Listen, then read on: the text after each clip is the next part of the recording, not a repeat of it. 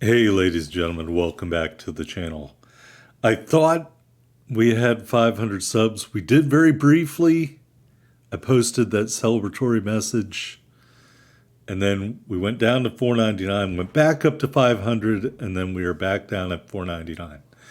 Anyway, welcome to the home of the slightly above average ship review. We are on Big Race. We are down tier in the Curtatone, the new Italian Tier 2 destroyer.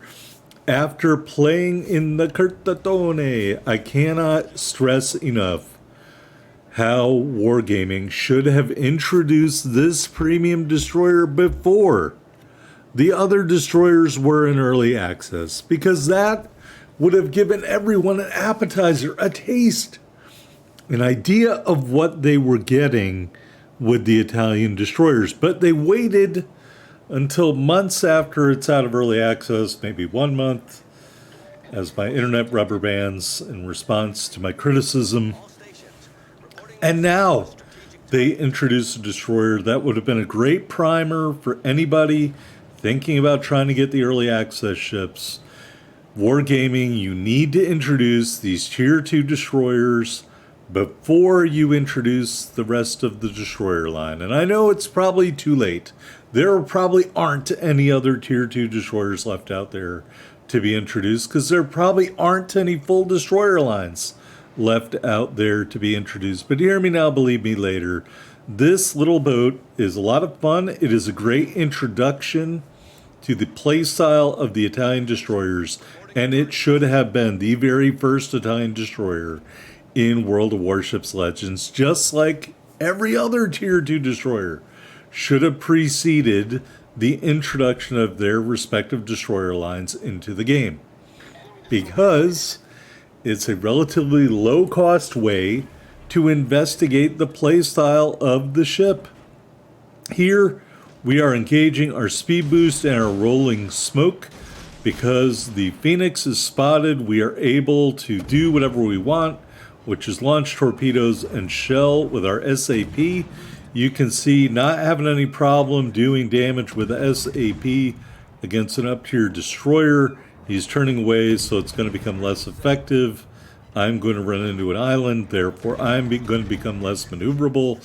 But the fact remains that we are chipping away at the Phoenix, and he thinks he's helping himself out by turning around to get his guns on target, but really he is hurting himself, because all he is doing when he does that, going flat, is make himself a better target. Alright, speaking of better targets, we've got a Wix here, or a Wickas.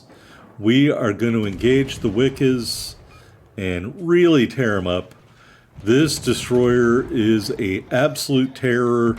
When my dream comes true and we have a tier 2 rank battle season, we're having to get attacked by someone else because I am ripping the Wickas to shreds. Okay, accuracy a little lacking there. There is kill number 1. Immediately redirect our guns to Phoenix, and we're going to move forward and try to get out of the way. One hit, more stuff coming in as I'm continuing to rubber band. We missed that one, I think. Third salvo out into the ether and do a little bit of damage, not a lot. And now we're missing at range, which sucks. But anyway, there's the final kill, or the second kill, the final salvo against Phoenix. Alright, moving in on Langley here in the Curtatone. I can't get enough saying that. I'm probably butchering it, but I mean, it's a fun ship and it's got a fun name to say. Alright, we're going to hit our speed boost. In theory, I am hoping next week to get a boost in my internet speed. My new apartment. I haven't lived in an apartment, by the way, since last, I think the correct word is century. It's been 25 years since I've lived in an apartment. Good God, have things changed. Everything's done online. You know, they use algorithms to determine the rent prices based on demand and who's trying to apply. It really is kind of bonkers. You have to do like a background check to prove you don't have a pet. It was just insane. Anyway, allegedly my new abode has better internet or faster internet. I think it is half a gig, 500 megabytes a second, maybe. I think that's the right way to express that. Anyway, we were trying to get Torps out on Langley before getting killed. Unfortunately, I think we are going to get killed here. SAP doing damage, not all of the damage that I'd hoped for. But that being said, we've got torpedoes inbound. So even if I die, I will have given a good accounting of myself. There are all the torpedoes. And can we get the kill? He is not burning or anything, and I am not trying to set him on fire because we are shooting SAP. Teammates are trying to kill pinch. Elevate your shells, young man. There we go. Citadel hit, kill number 3 in the Curtatone. Oh boy, the phone's ringing. Let me put you guys on silent as we die.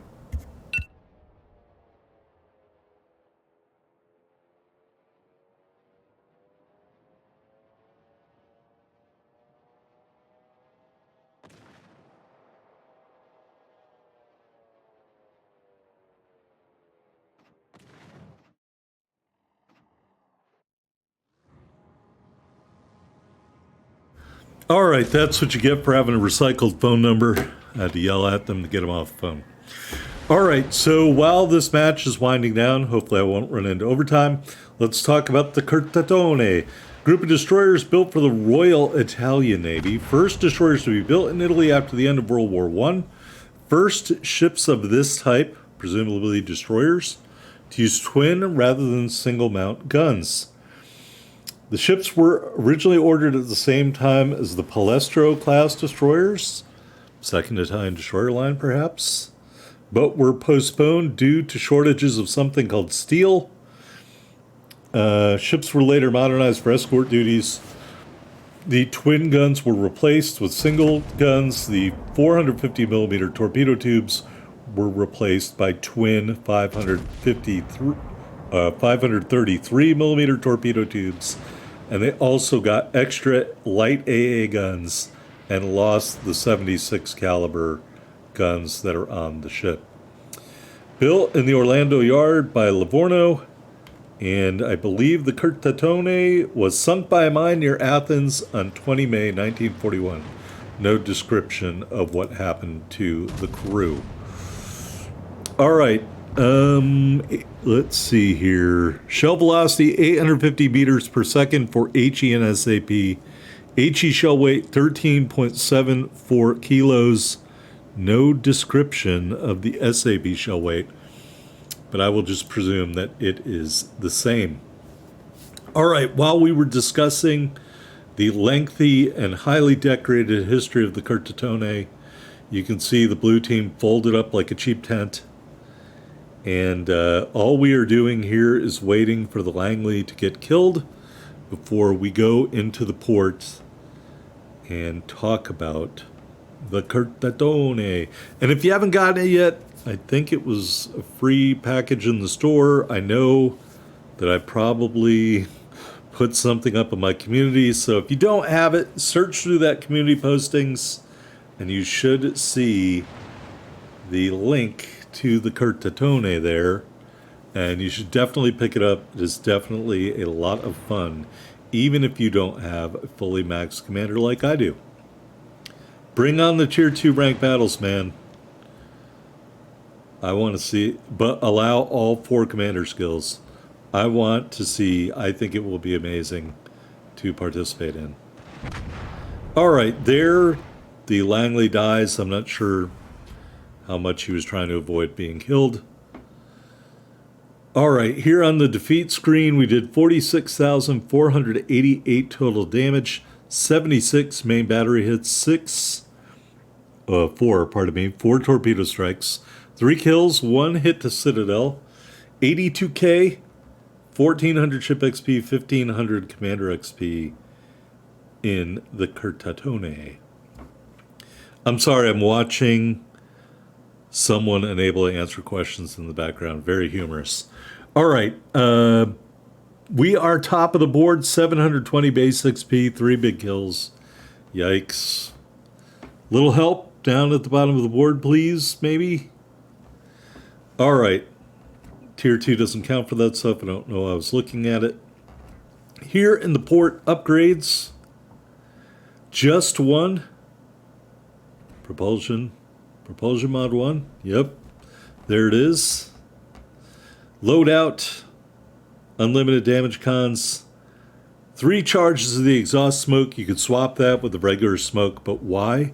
It takes away the thing that makes the rolling smoke Italian. So keep the rolling smoke, keep it Italian, and go out there and enjoy.